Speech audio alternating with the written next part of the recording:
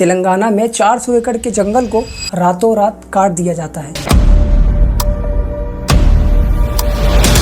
जिसके बाद जंगल के सारे जानवर सड़कों पर भागने लगते हैं, क्योंकि ये जमीन आईटी पार्क के लिए ऑक्शन होनी थी और लिटरली यहाँ से जानवरों की रोने की आवाजें आ रही थी।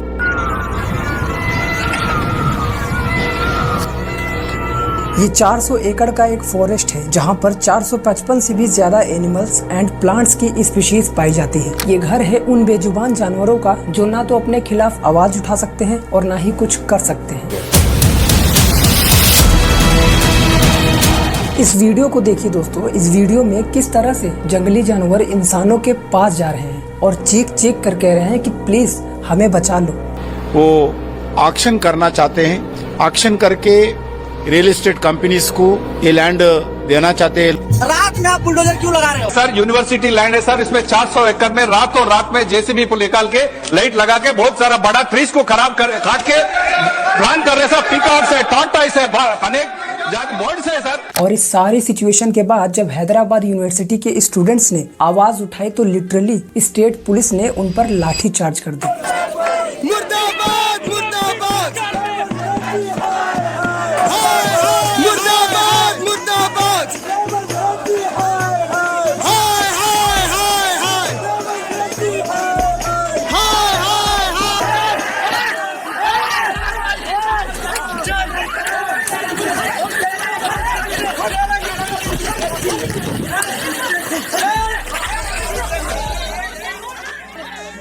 देश के हर शहर के हालात तो वैसे भी चेंज होते जा रहे हैं। क्लाइमेक्स चेंज की वजह से गर्मियां अपना अलग ही रूप दिखा रही हैं और इतने में जितने भी बचे खुचे जंगल हैं वही काम आते हैं कुछ स्पेशल मोमेंट्स पर। और ऐसे में बहुत ही कम मात्रा में हमारे धरती पर पेड़ बचे हुए हैं और ऐसे में अगर इन जंगलों को भी काट दिया जाएगा तो क्या होगा इन बेजुबान जानवरों का। दरअसल तेलंगाना में कांचागाची बावली नाम का एक बिगेस्ट फॉरेस्ट है जहां पर पीकॉक, हिरन एंड पाइथन जैसे कई तरह की बड़ी बड़ी प्रजातियां पाई जाती है और इसके अलावा भी न जाने कितने सारे जानवर पाए जाते हैं इस जंगल में। लेकिन तेलंगाना की कांग्रेस गवर्नमेंट इस जगह को प्राइवेट आईटी कंपनी को बेचना चाहते हैं ताकि इस जगह को एक पार्क बनाया जा सके, इस उम्मीद में कि इस जगह को बेचने के बाद 10,000 से भी ज्यादा का प्रॉफिट जनरेट होगा। लेकिन इतने सारे पैसे कमाने के बाद भी इन लोगों का क्या ही फायदा है जब इन लोगों को इन बेजुबान जानवरों का दर्द ही नहीं समझ में आ रहा है। लेकिन अब सवाल ये है कि ये लोग ऐसा कर क्यों रहे हैं? क्या इन बेजुबान जानवरों को घर छीन कर ही इनको प्रॉफिट मिलेगा?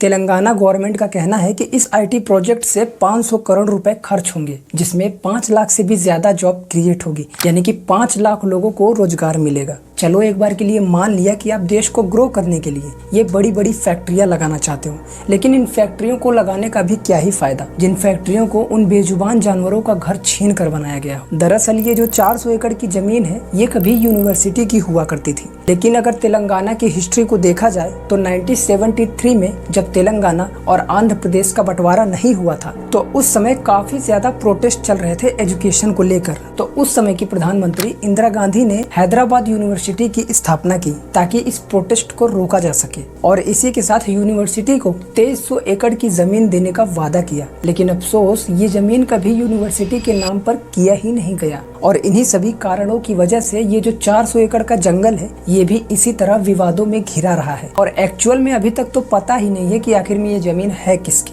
लेकिन इसी तरह की सेम सिचुएशन 2004 में भी हुई थी, जिसमें तेलंगाना गवर्नमेंट इस 400 एकड़ की जमीन को एक स्पोर्ट्स के लिए एलोकेट करने वाली थी, मगर अफसोस इस जमीन पर कभी भी इस प्रोजेक्ट को कभी शुरू ही नहीं किया गया। लेकिन कई दशकों की लंबी लड़ाई के बाद तेलंगाना गवर्नमेंट ने इस जगह को 2024 में वापस ले ली। दरअसल इस जंगल को काटने के लिए कोर्ट से कोई भी अलाउ नहीं किया गया था। इसके लिए इन्होंने एक मास्टर प्लान बनाया, जिसके लिए इन्होंने सैटरडे और संडे का दिन चुना, क्योंकि ऑब्वियसली उस दिन सारे कोर्ट बंद होते हैं। जिसके बाद ये लोग रात के करीब 12:30 बजे उस जंगल में एंटर करते हैं और वो भी ढेर सारे बुलडोजर के साथ, और रातों रात सारे जंगलों को काट कर साफ कर देते हैं। लेकिन जब इन सब सारी सिचुएशन के बाद हैदराबाद यूनिवर्सिटी के स्टूडेंट्स को पता चला तो उन्होंने इन जानवरों के खिलाफ प्रोटेस्ट किया और जिसके बाद तेलंगाना गवर्नमेंट के पुलिस ने उन पर बिना सोचे समझे लाठी चार्ज कर दी और उन्हें बुरी तरीके से पीटने लगे। जरा आप इस वीडियो को देखिए। लोगों एडमिन ने बुलडोजर्स घुसा लिए थे हमारे कैंपस के अंदर। हम लोग जब उसको रोकने जाते हैं तो बुलडोजर के सामने हम लोग खड़ा होते हैं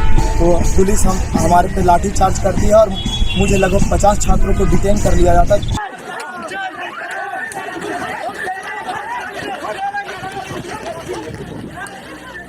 माना कि ये जगह कभी ग्रासलैंड हुआ करती थी, लेकिन ये बात भी बिल्कुल सच है कि अब ये करोड़ों उन बेजुबान जानवरों का घर भी है। तो आपको ये हक नहीं है कि उन बेजुबान जानवरों का आप उनका घर छीन सको। इस वीडियो को देखिए दोस्तों, इस वीडियो में किस तरीके से ये बेजुबान जानवर सड़कों पर भटक रहे हैं अपना घर छीन जाने की वजह से।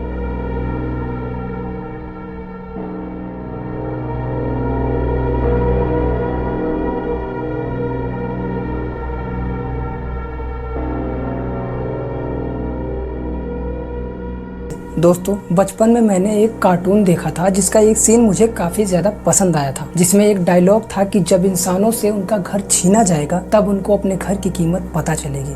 तो दोस्तों इस वीडियो के एंड तक जाते जाते मैं आप लोगों से सिर्फ इतना ही रिक्वेस्ट करना चाहूंगा कि इस वीडियो को ज्यादा से ज्यादा लोगों तक शेयर करना, ताकि उन जानवरों का घर उन्हें वापस मिल सके। तो दोस्तों मिलते हैं नेक्स्ट वीडियो में, तब तक के लिए थैंक यू सो मच।